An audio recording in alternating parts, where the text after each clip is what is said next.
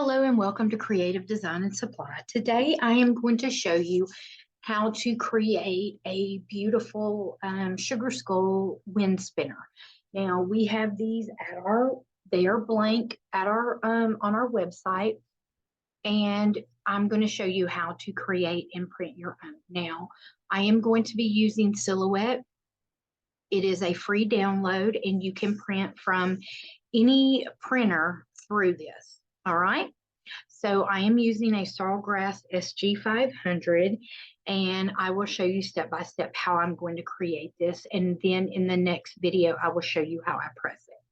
Now, I'm going to go ahead because it has a little skull on the top of the spinner. I am going to try to sublimate on both sides of that at one time and see how that goes. And we will go from there if I'm going to sublimate both sides at that time. All right. So now let me just go ahead, delete that. Now all of these images right here I got from Canva, and I do use the Canva Pro. I don't know which one I'm going to use just yet. This one would look really bright if I did something like that. Not sure if I'm going to do this one. That's more of an outline. That one seems to mud into it and you can't tell too much of the detail. It's beautiful and bright, but I want to show something really cute. So the whole wind spinner is 10 inches tall by 8 wide. All right, now just the skull on the inside before you start stretching it to make it a spinner is around 6 by 5.5 wide. The 5.5 is going to be right around the cheeks. All right, so we are going to go ahead and make this a little bit bigger. So my size right over here is 8 wide. So I want to go at least 9 wide on this. And let's see how this looks if I stretch it 10 wide. It doesn't look bad. All right, so I'm going to do that. Actually, I'm going to go about 10.5. So I'm going to go ahead and leave it at 10. And we will see how this goes. I may, because this part right here, I'm going to go ahead and do 11. Because I want it to reach right down here. All right. It's going to look really cute. All right. So I'm going to measure this as a 6 tall and see what it naturally gives me. It gives me 4.3. So I'm going to see what it looks like if I stretch it to 5.5. Control Z. I don't like that. All right. So if I go, let's see. I'm going to go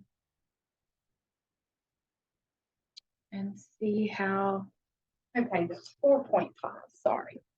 I knew, Control Z. All right. So, all right, so it will just outline it just a little bit more. So I'm going to leave it like that. So now I have this and I set this to the back. Okay, so that way whenever I slide it over, and I'm going to click this and I'm going to go ahead and center. Then I'm going to click this and I am going to center. All right, but it doesn't look. There we go.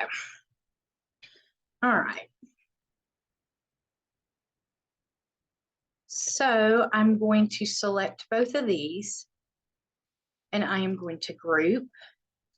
Now, since it's too wide for me to print, and here's the thing about sublimation. Sublimation on a flat, hard surface, and if you are adding if you are doing metal or wood or anything like that, you're not going to want to split your surface because you will, 9 times out of 10, you're going to get this line of wherever you cut because it's such a hard surface. On shirts and stuff, pillowcases, everything, it's fine. But whenever you do it on hard surfaces, it gets really, really difficult. So unless you have a wide printer or a larger printer. But the good thing about this one is you can print from 8.5 by 11. Wait a minute, before I do that, I'm going to duplicate it. So if I don't like it,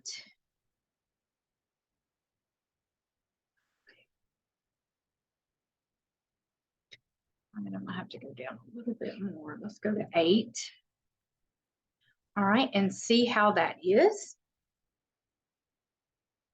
Because I only need 10 by 8 wide of 7.5. So let's see. All right. I need this one taller. So I need to go ahead.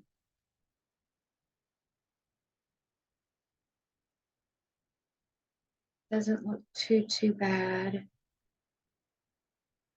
Let's see, let me ungroup it and see what size that is. Okay. So I need my skull to be at least 4.5. So I'm going to, whoops.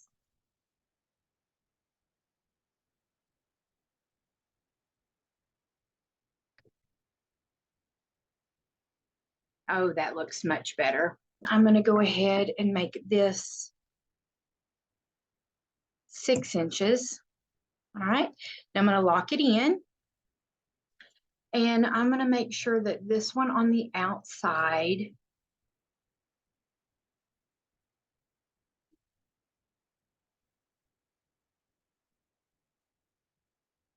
all right. So I'm going to leave it right about there. And the good thing, let's see. Center it. Center it. Now I'll group them together. So that way I have the print size that I want. All right. And now I am going to Control P. All right. And because this one is the design that it is, I can go up here to my print preferences. All right, I'm going to use my print manager for my Sawgrass because it's very difficult to get an image in your preferences right here. So I choose to go to my Sawgrass print manager. You can, if you have a converted or however, that would be perfect. You can still select your printer and you can go up there and you can print it. All right, let me just go ahead and check my preferences. Okay, so it's going to go.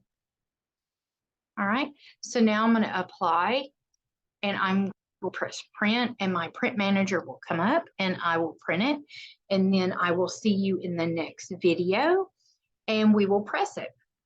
All right. There's my print manager. I've got my mirror. And this one I'm going to change to metal. All right. Because it wants to know your substrate.